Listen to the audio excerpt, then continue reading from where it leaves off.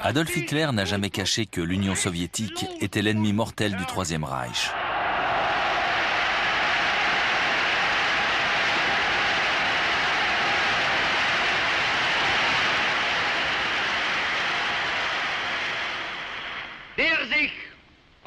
Il est le communisme.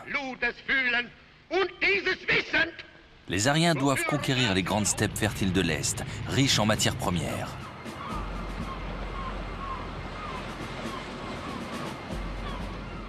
Grâce à cette nouvelle terre promise, la race allemande assurera sa domination sur le monde.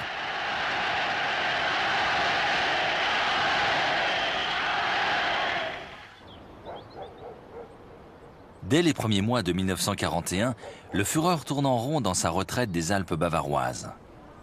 Il prépare son prochain méfait, l'opération Barbarossa, l'invasion de l'Union soviétique.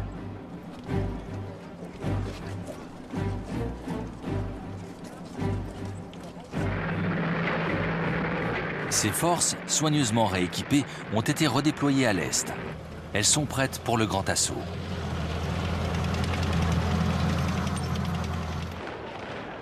Staline est censé être l'allié de l'Allemagne, et cette position lui va d'autant mieux que son pays est loin d'être prêt à la guerre.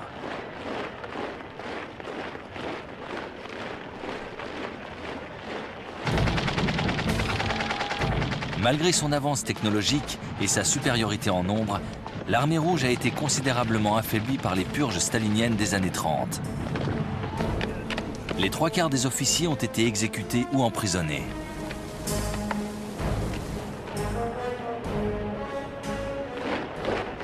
La paranoïa maladive de Staline a brisé le moral et l'efficacité des forces armées soviétiques.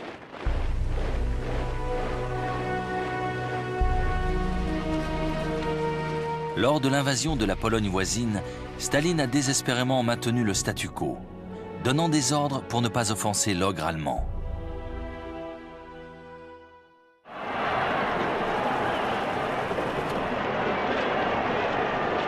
Mais avant de commencer sa propre campagne de Russie, Hitler doit sécuriser le flanc sud de l'Europe.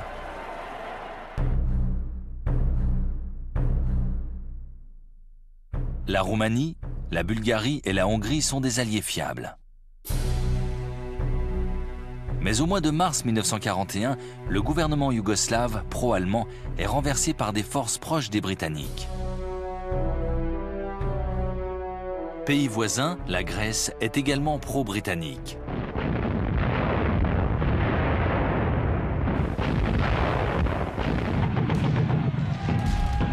Le 6 avril 1941, l'armée allemande pénètre dans les Balkans.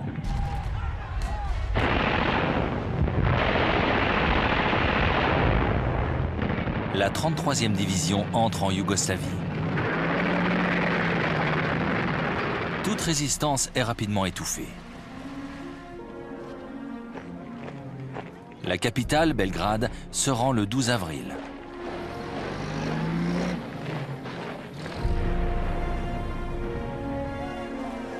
La Grèce s'effondre avec la même rapidité. Malgré l'aide britannique, Athènes est prise en moins de 3 semaines. Désormais, Hitler a les mains libres. L'opération Barbarossa peut commencer.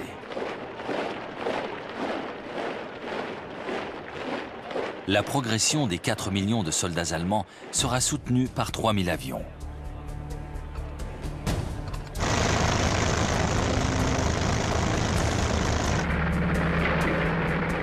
L'offensive se déploie sur 3 axes.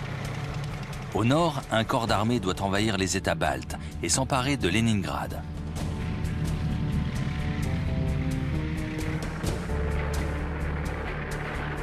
Au centre, un autre corps d'armée doit progresser vers Moscou.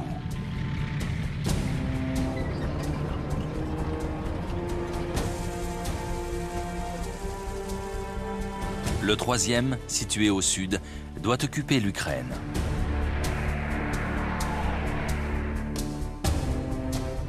Les généraux allemands sont restés bouche bée lorsque le Führer leur a exposé ce plan. Tous l'ont trouvé trop ambitieux, voire dangereux, car il obligera à l'éparpillement des forces, mais aucun officier n'ose faire part de ses doutes. L'armée rouge est en meilleure position. Elle peut engager rapidement 2 millions d'hommes sur le front ouest et dispose de millions de soldats en réserve.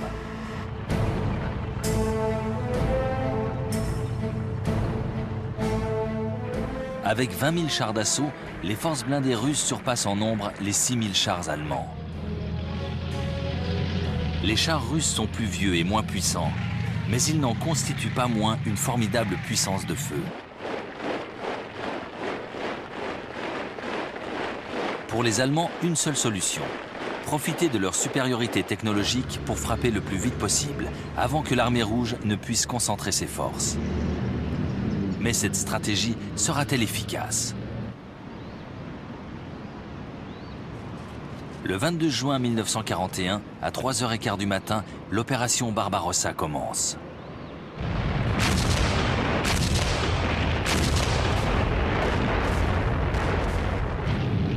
À l'aube, la Luftwaffe attaque les terrains d'aviation soviétiques.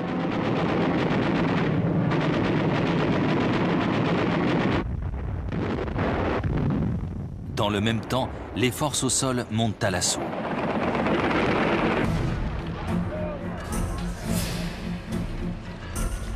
Les premières unités nazies franchissent la rivière Boug, frontière naturelle entre la Pologne et l'Union soviétique.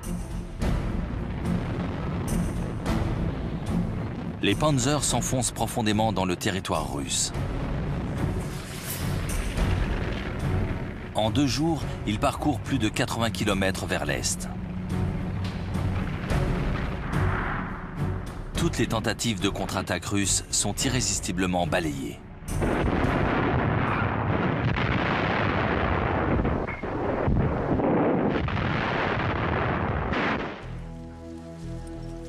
Des dizaines de milliers de prisonniers sont regroupés à l'arrière.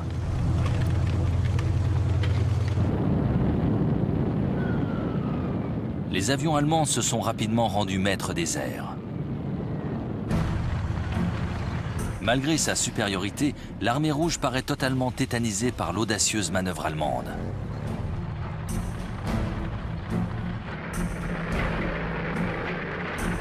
Le 29 juin, 7 jours après le début de l'invasion, 2 chars Panzer suffisent à capturer d'énormes forces russes près de la ville de Minsk.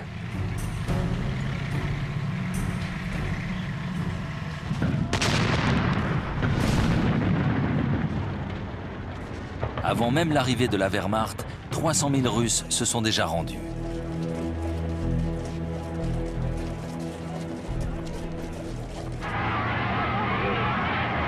Dans certaines régions, les Allemands sont accueillis en libérateurs. C'est particulièrement le cas en Ukraine, où le sentiment anti-russe est très fort.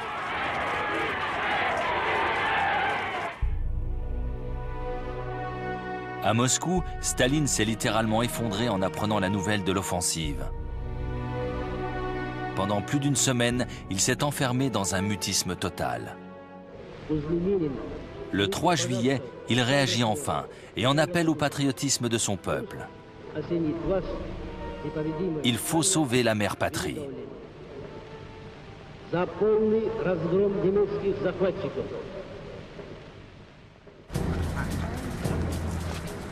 En Grande-Bretagne, Winston Churchill est plus nuancé à l'annonce de l'offensive.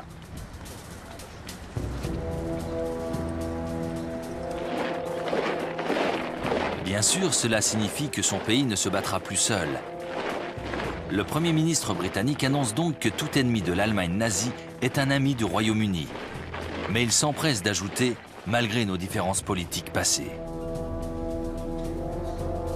Il expédie à Moscou une mission diplomatique qui signe un traité d'assistance mutuelle avec le ministre des Affaires étrangères, Vyacheslav Molotov.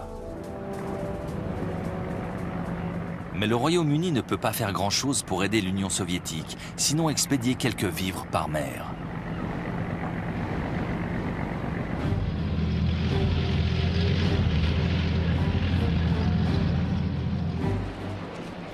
À la fin du mois de juin, l'offensive allemande a pénétré si profondément au cœur du territoire soviétique que rien ne semble pouvoir arrêter Hitler. Il est pourtant sur le point de commettre une première erreur stratégique.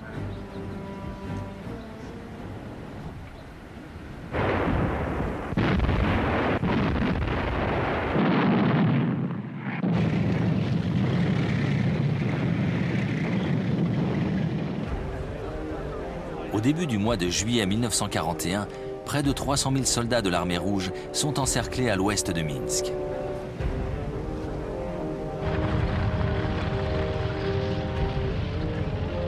Les commandants des unités blindées, en particulier le général Guderian, sont partis en chasse.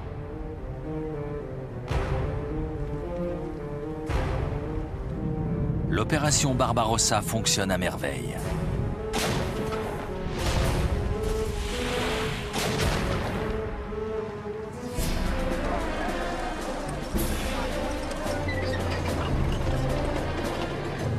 En moins d'une semaine, les Panzers sont à Smolensk, à seulement 300 km de Moscou. Le 22 juillet, un mouvement d'encerclement à l'est de la ville piège 310 000 soldats soviétiques.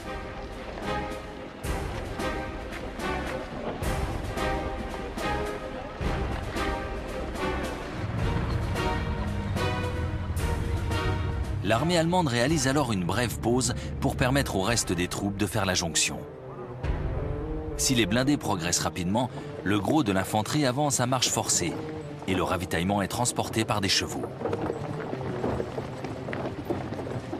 Malgré ça, en 5 jours seulement, toutes les troupes sont rassemblées et se préparent à reprendre leur progression. La manœuvre peut être envisagée 9 jours plus tard. De gigantesques colonnes de prisonniers russes prennent le chemin de la captivité. Près de 2,5 millions ne reviendront jamais.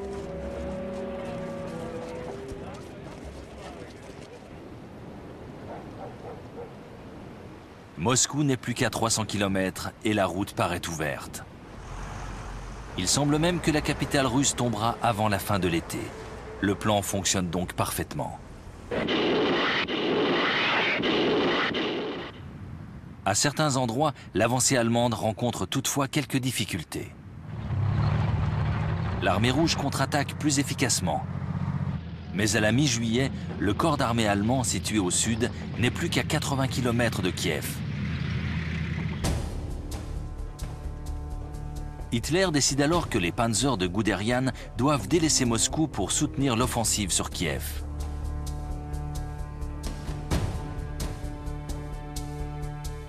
Guderian proteste énergiquement, mais Hitler s'obstine.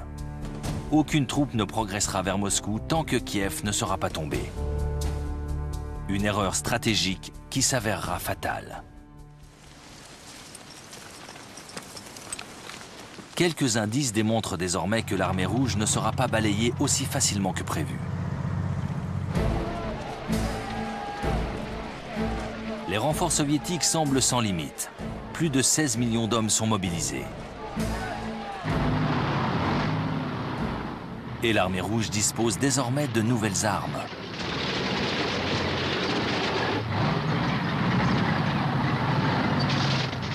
En particulier, le nouveau char T-34 de 37 tonnes. Il est équipé d'un canon de 76 mm. Il est plus rapide et plus adapté aux terrains accidentés que le Panzer Mark IV.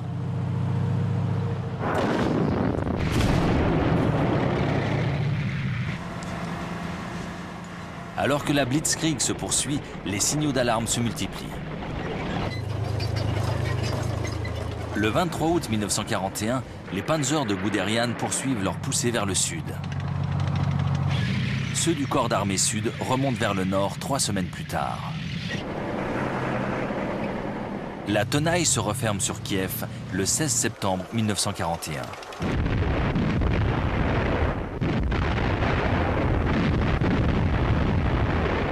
Deux corps d'armée soviétiques sont anéantis.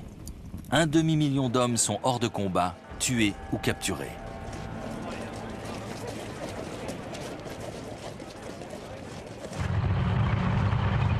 Le même jour, à plus de 1600 km de là, le corps d'armée nord encercle Leningrad, aujourd'hui Saint-Pétersbourg. Désormais, la ville est séparée du reste de l'Union soviétique. Un long siège commence. Adolf Hitler a décidé de ne pas ravager la cité.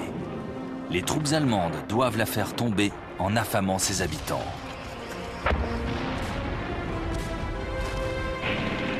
les conditions des assiégés deviennent vite dramatiques. La seule liaison avec le reste du territoire passe par le lac Ladoga à l'est. Mais c'est un cordon ombilical bien mince qui ne suffira pas à alimenter toute la ville. Dès le mois de novembre, 11 000 personnes seront mortes de faim.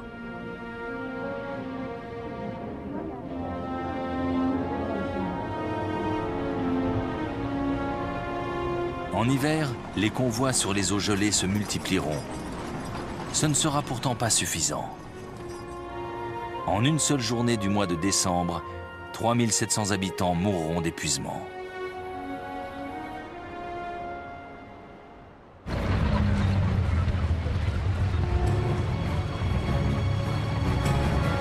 À l'automne, le dispositif militaire allemand est prêt pour l'assaut final sur Moscou.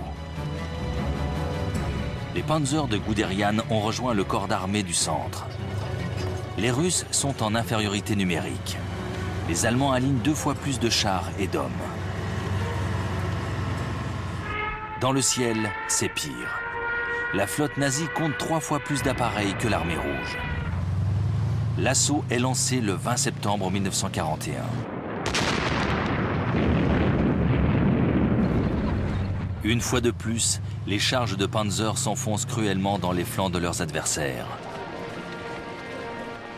Le 7 octobre, de nouvelles troupes soviétiques sont prises au piège.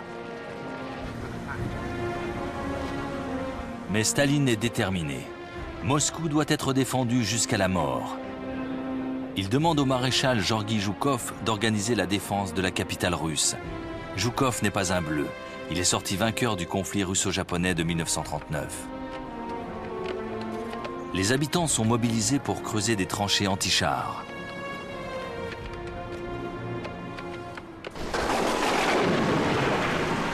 Mais c'est à un autre obstacle de taille que les Allemands vont se heurter, le mauvais temps. Le 8 octobre, un déluge s'abat sur eux. Les véhicules s'embourbent. Certains sont littéralement avalés par des flots de boue.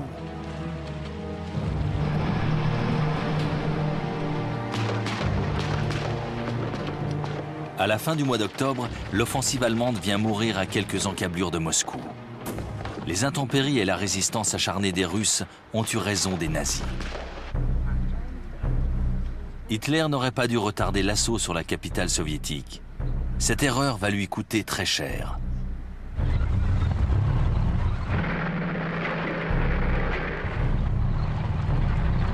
Pour le moment, il est plutôt satisfait, car dans le même temps, le corps d'armée sud a atteint la mer Noire, capturant 100 000 soldats soviétiques de plus.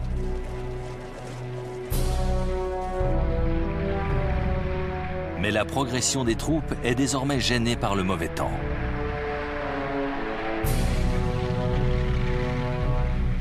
La ville de Kharkov est tout de même prise le 24 octobre 1941.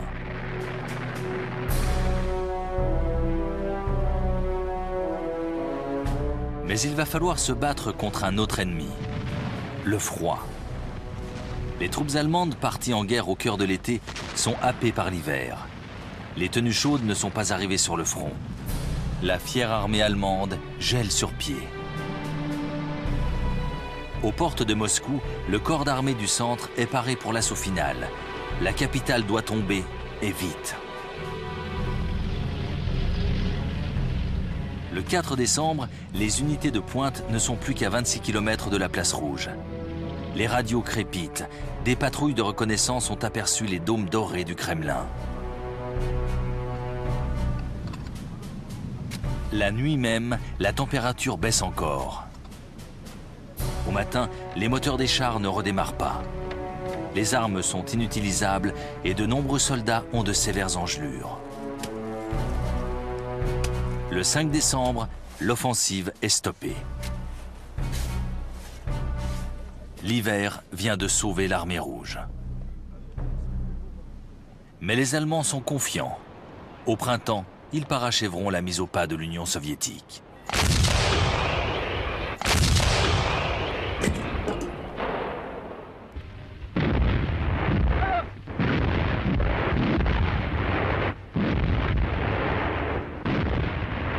Les troupes de Staline ont été bousculées sur tout le front de l'Ouest. Mais la donne va changer. Le dictateur soviétique a dû, pendant tout l'automne 1941, se prémunir d'une attaque japonaise en Sibérie. En novembre, l'un de ses espions au Japon l'assure que les troupes nippones ne passeront pas à l'offensive.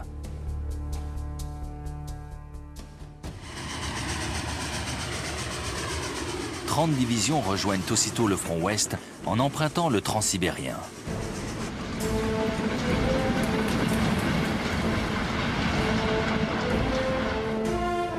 Ces régiments sont parfaitement équipés et entraînés pour combattre dans le froid glacial de l'hiver russe. Au début du mois de décembre, plus de 500 000 hommes sont venus renforcer les troupes en position près de Moscou.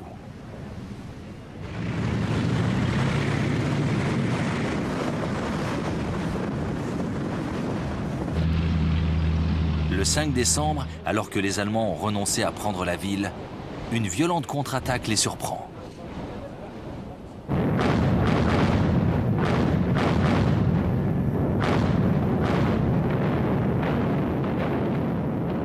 Après un intense barrage d'artillerie, des vagues de chars soviétiques T-34 percent leur ligne de défense.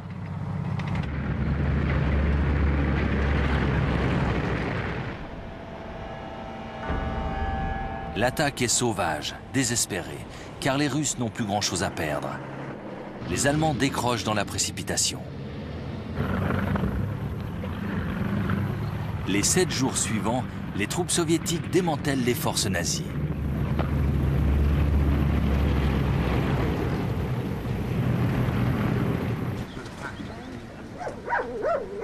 Pour Hitler, qui a stoppé l'offensive sur Moscou du bout des lèvres, le choc est terrible.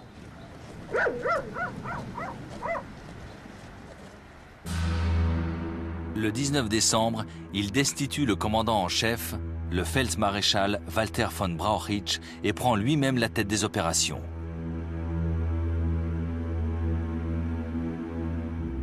Heinz Guderian et 35 autres officiers supérieurs font aussi les frais de cette purge.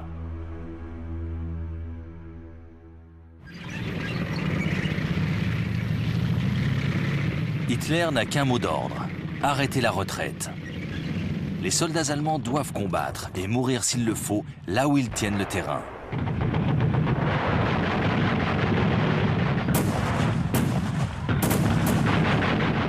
Et ça marche. La ligne allemande se stabilise enfin.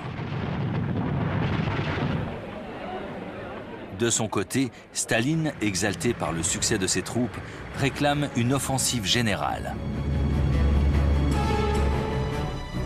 Le maréchal Zhukov, fort de son expérience, tente de le dissuader, en vain.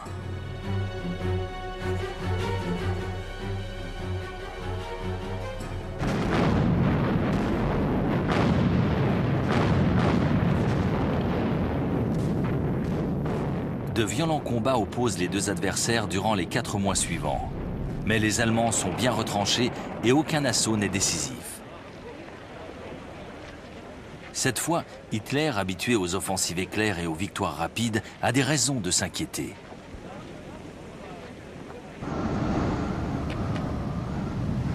Son armée est embourbée loin de ses bases, au cœur du territoire soviétique, et les Russes ne semblent pas devoir lâcher prise aussi facilement que prévu.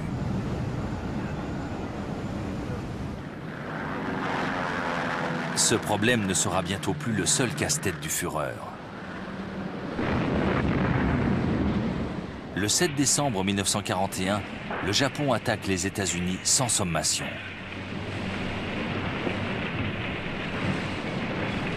Hitler doit soutenir son allié en déclarant la guerre aux Américains. Voilà un ennemi, et non des moindres, qu'il n'avait pas prévu d'affronter.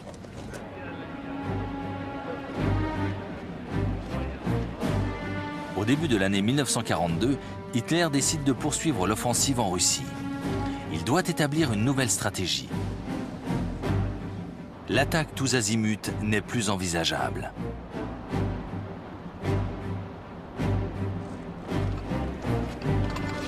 De plus, tous les analystes économiques allemands l'alertent sur le faible niveau des réserves de carburant. Il décide donc d'arrêter les attaques au nord pour se focaliser sur les forages pétroliers du sud.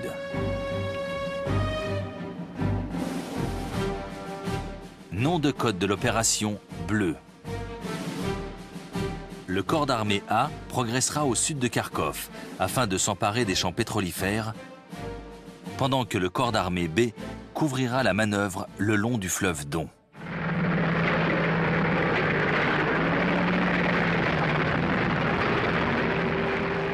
C'est à ce moment précis que les Russes tentent de reprendre Kharkov. De violents accrochages se produisent.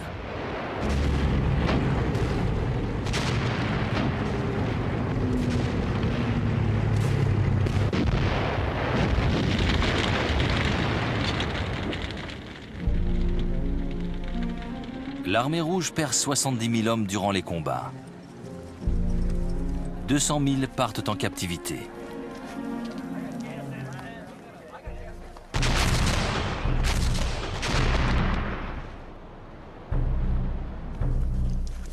En marge de l'opération Bleue, les Allemands ont poursuivi le siège du port de Sébastopol, en Crimée.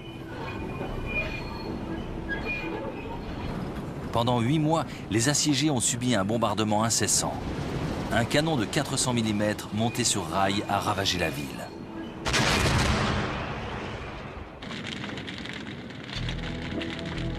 À la fin du mois de juin 1942, Sébastopol se rend. La route vers le pétrole du Caucase est enfin totalement ouverte.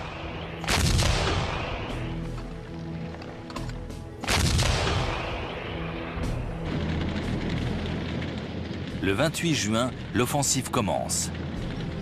Le corps d'armée B force le passage vers le Don et progresse sur sa rive occidentale.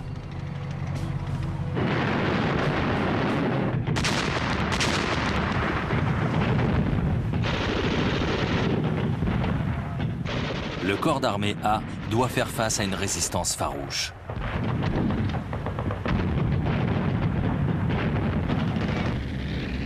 Mais le 19 juillet, il atteint les abords de Rostov.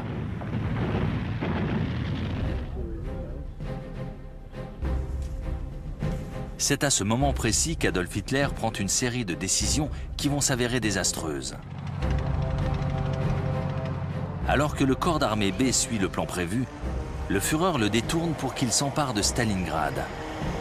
La ville n'a pas une importance stratégique majeure, mais l'atteindre est un sacré défi.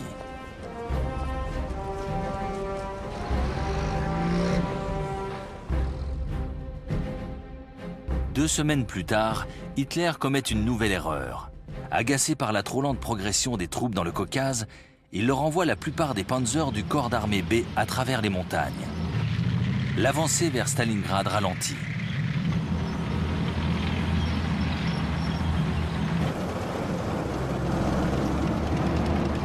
Renforcé par les blindés, le corps d'armée A s'engage dans une course à travers le Caucase. Il n'est plus qu'à 130 km de la mer Caspienne et menace de couper de tout soutien les troupes soviétiques présentes dans la région. Mais Hitler change à nouveau d'avis. Excédé par la trop lente avancée de ses forces vers Stalingrad, il ordonne aux panzers de retourner vers le nord.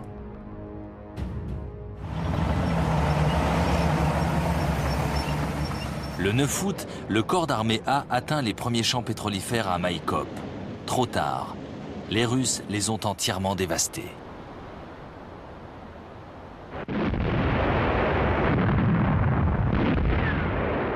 Sans renfort, les troupes allemandes ne peuvent poursuivre leur conquête des puits de pétrole situés dans le centre du Caucase et près des côtes de la mer Caspienne.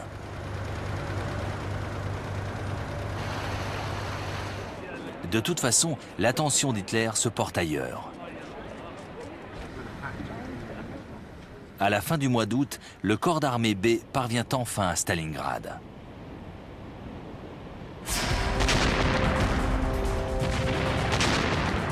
Stalingrad, la ville de Staline, l'ennemi mortel du Führer. Hitler veut l'anéantir.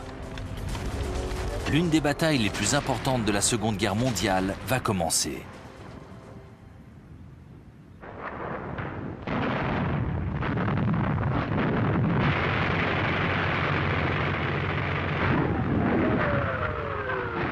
Le 17 août 1942, le général de la 6e armée, Friedrich von Paulus, ordonne à ses troupes de franchir le Don pour s'emparer de Stalingrad.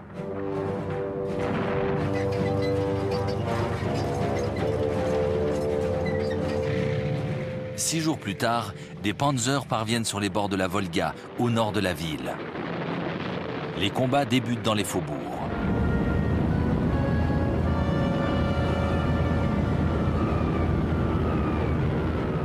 Hitler semble tenir sa plus grande victoire.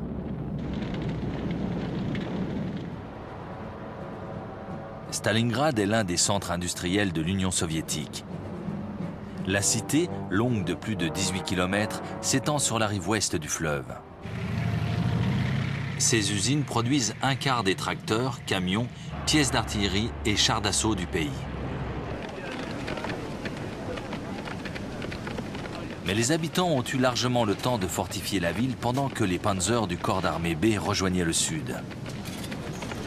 Ils ont disposé de 2 semaines pour se préparer à l'assaut.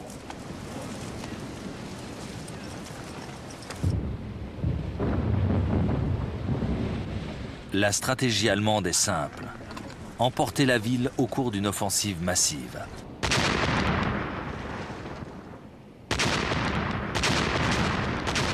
La plus longue et la plus atroce des batailles de la Seconde Guerre mondiale débute.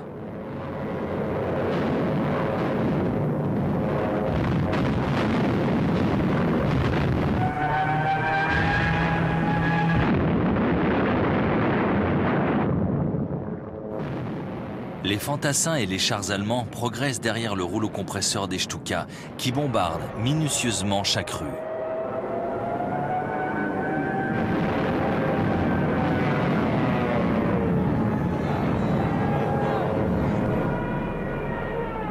Les combats sont d'une rare sauvagerie. On s'étripe pour une maison, on se bat dans chaque pièce.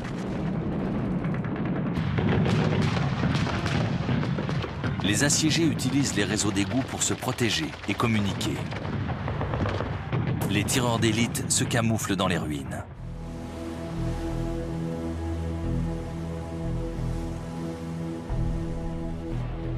Les renforts russes doivent emprunter le fleuve.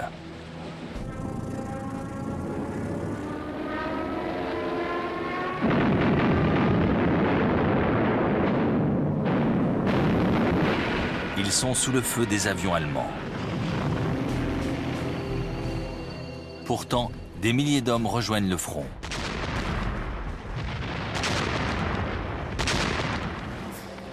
À la fin du mois de septembre, l'offensive allemande a ouvert un chemin vers le centre de la ville. La Volga n'est plus qu'à quelques encablures. Pour Hitler, la chute de ce symbole est devenue une obsession.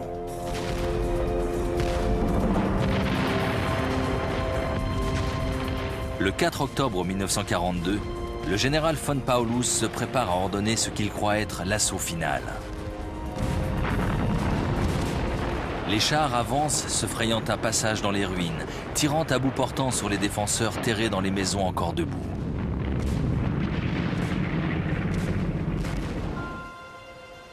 Un officier allemand témoigne. « Notre avancée ne se mesure pas en mètres parcourus, mais en nombre de cadavres. » La victoire paraît acquise, mais les Allemands ont trop étiré leur ligne.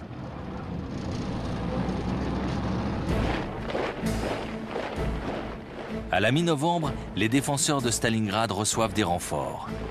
Plus d'1 million d'hommes, 13 500 canons, 900 chars et 1 millier d'avions rejoignent secrètement le front.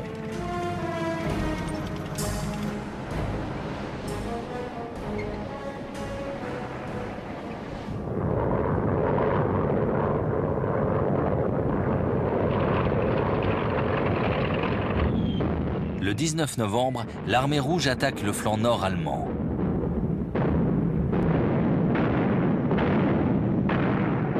Après un important barrage d'artillerie, les chars T-34 percent les positions des assiégeants.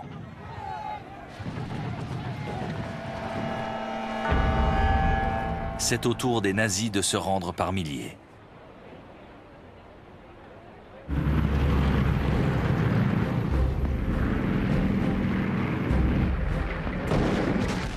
Le jour suivant, un autre assaut dans le sud cette fois remporte le même succès. Le 23 novembre, à l'ouest de Stalingrad, la tenaille soviétique coupe en deux la 6e armée allemande.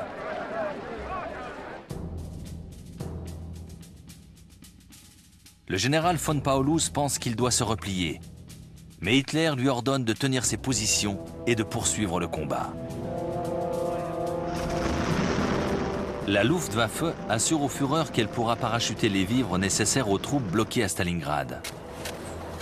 Cela suffit pour qu'Hitler leur demande de résister en attendant une hypothétique relève.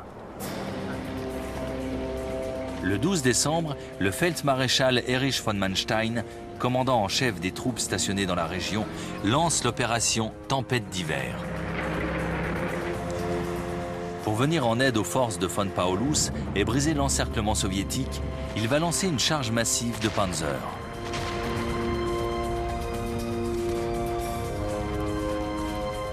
Les 2 premiers jours, l'offensive fonctionne, mais l'armée rouge ne tarde pas à réagir. Le 23 décembre, les chars allemands sont tout de même à 45 km de Stalingrad.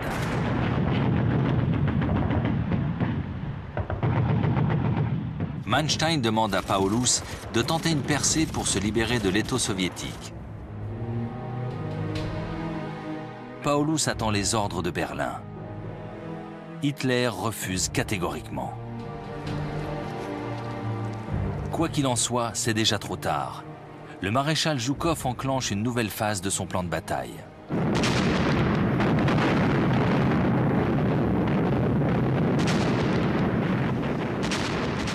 Il lance un assaut massif sur les forces blindées venues secourir von Paulus.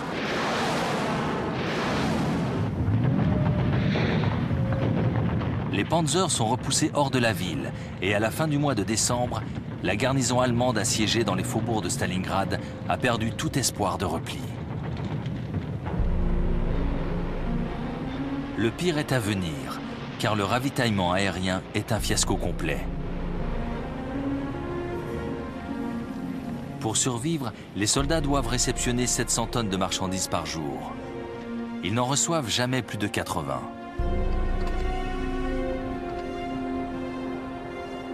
La météo est défavorable et désormais ce sont les chasseurs du Normandie-Niemen qui maîtrisent le ciel. L'étau se referme de plus en plus sur les forces nazies.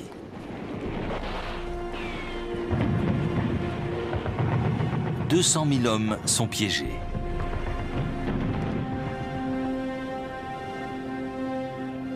Le 8 janvier, les Soviétiques leur demandent de se rendre. Ils refusent.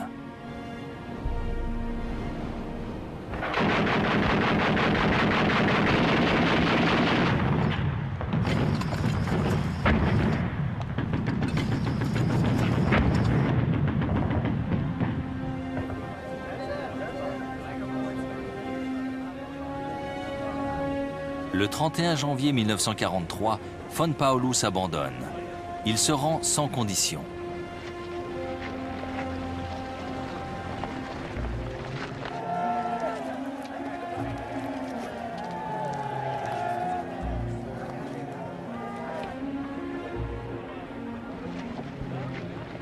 Près de 100 000 soldats partent en captivité. 5 000 seulement reverront l'Allemagne.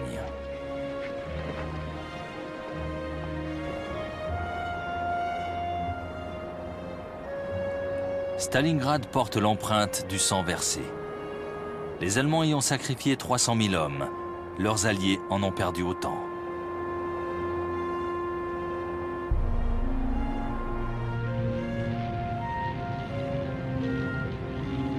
Les Russes accusent des pertes similaires, dont des milliers de civils. Pour l'Allemagne nazie, la bataille de Stalingrad est la première catastrophe de la Seconde Guerre mondiale. Ce ne sera pas la dernière. Désormais, l'armée rouge passe à l'offensive sur la totalité du front occidental.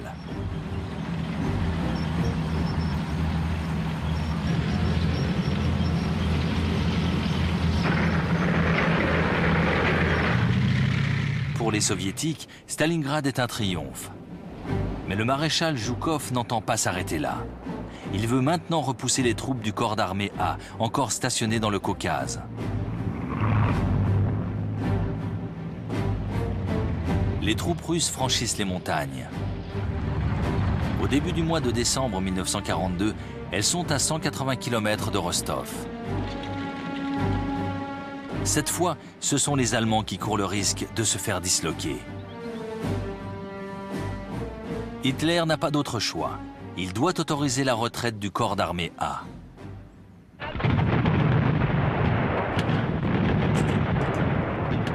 Les mois suivants, les Allemands réussissent une ingénieuse opération de repli.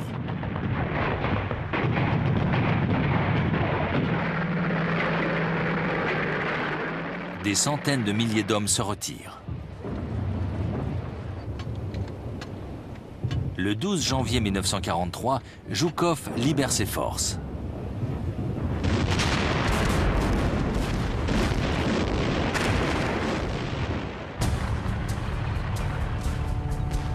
Les Soviétiques progressent sur un front de 750 km.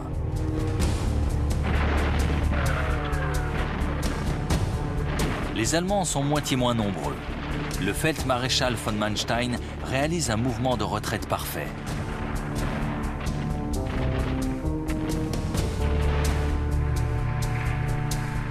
Mais à la fin du mois de février, le drapeau rouge flotte à nouveau sur Koursk et Kharkov.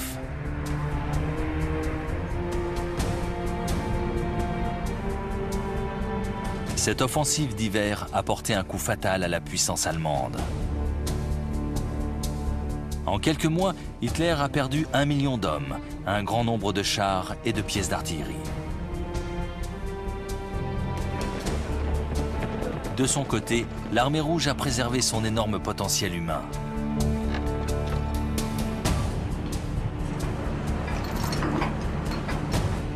Le Kremlin a augmenté la production d'armes. Moscou peut même compter sur l'aide matérielle des États-Unis et de la Grande-Bretagne. Les Allemands ne bénéficieront plus longtemps de leur avance technologique. Le char T-34 soviétique est un redoutable tueur de Panzer. Les orgues de Staline, les Katyusha, taillent en pièces les troupes allemandes.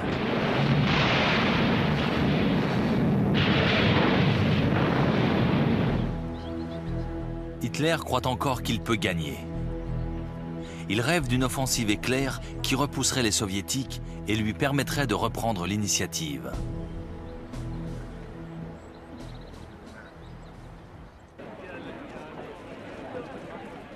Le Führer a choisi le lieu de l'attaque. Ce sera Koursk, à 400 km au sud de Moscou. C'est là que les Soviétiques ont enfoncé très profondément les lignes allemandes. Mais sont-ils réellement vulnérables? Hitler le croit. Il veut les anéantir en détruisant leurs lignes de défense. Il compte particulièrement sur une nouvelle génération de chars d'assaut, conçus spécialement pour traquer les formidables T-34 soviétiques.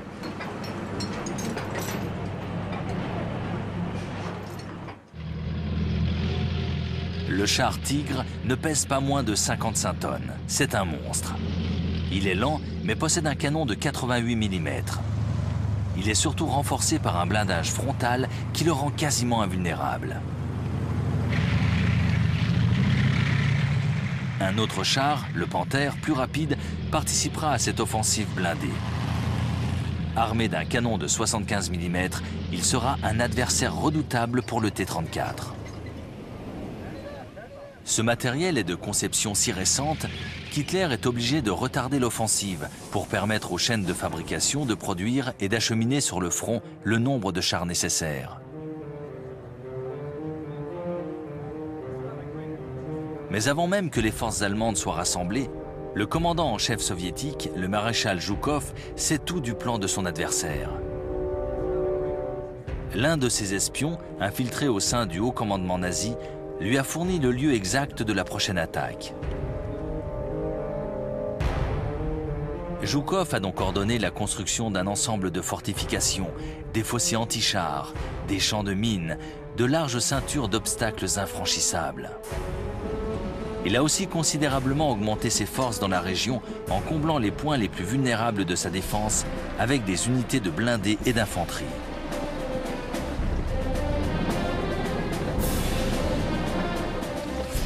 À quelques jours du déclenchement de l'attaque, les Allemands sont inférieurs en nombre et surtout ils sont attendus.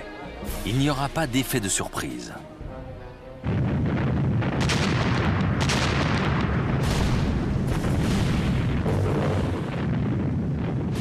Le 5 juillet 1943, alors que les nazis s'apprêtent à se mettre en route, les soviétiques déclenchent contre eux un intense barrage d'artillerie.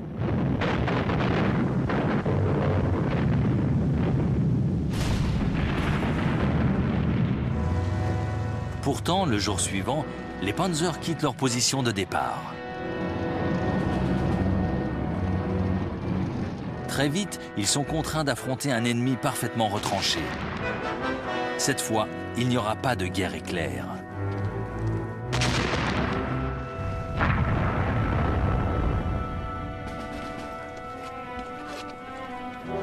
L'offensive est même un quasi-désastre. Au nord, pour 9 km conquis, les Allemands perdent 25 000 hommes et 200 chars.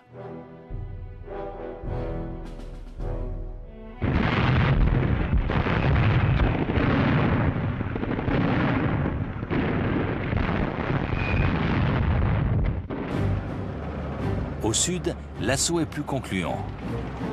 La charge s'enfonce de 37 km dans la défense soviétique. Mais à quel prix?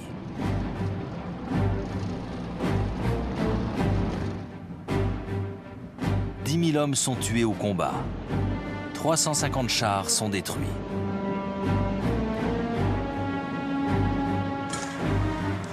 Un bref instant, le commandement peut croire au succès de la percée.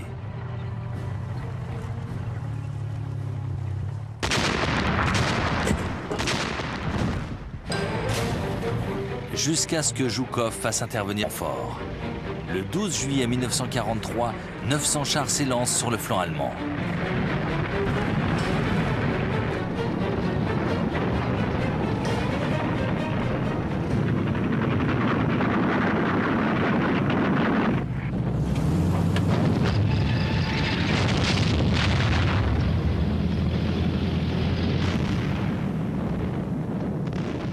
2000 chars d'assaut sont désormais engagés dans ce qui restera comme la plus formidable bataille de blindés de la Seconde Guerre mondiale.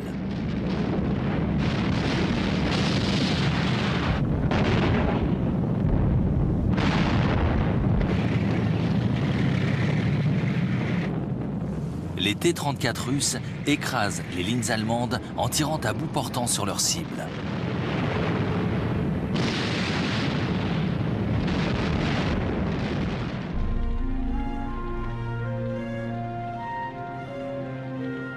Après une seule journée d'un combat sauvage, les nazis battent en retraite. Ils laissent derrière eux 350 carcasses de blindés.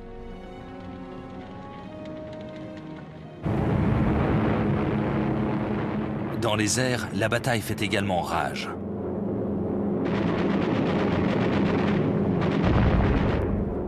Mais les forces aériennes russes ont désormais le contrôle du ciel.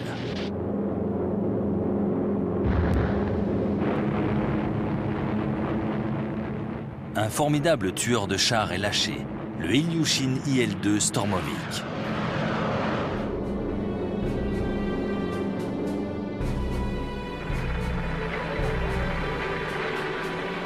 Le 23 juillet, les Allemands abandonnent tout le terrain conquis les jours précédents.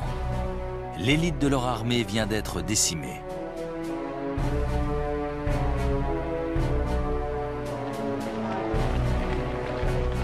À Koursk, Adolf Hitler a envoyé à la mort 50 000 hommes.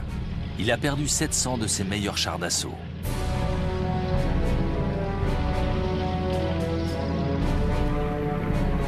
Pour le Führer, c'en est fini des rêves d'offensive victorieuse à l'Est.